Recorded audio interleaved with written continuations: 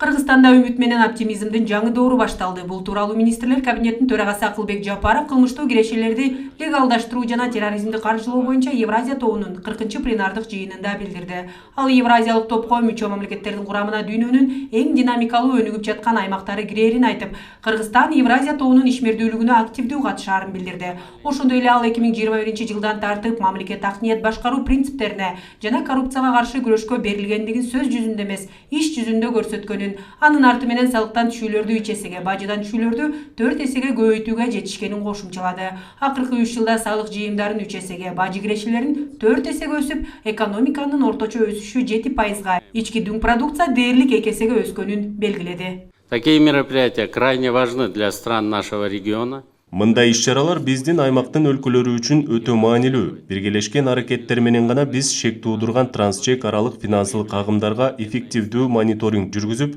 өлкөдөн чыгарылган кылмыштуу активдерди аныктай алабыз. Бул албетте биздин мамлекеттердин финансылык коопсуздугун чыңдайт. Мыйзамдуу сооданы кеңейтүүгө, ошондой эле инвестиция тартууга жана жалпы экономикалык долбоорлорду ийгиликтүү ишке ашырууга өбөлгө түзөт. Бүгүн өлкөбүзгө үмүттүн жана оптимизмдин жаңы доору келди.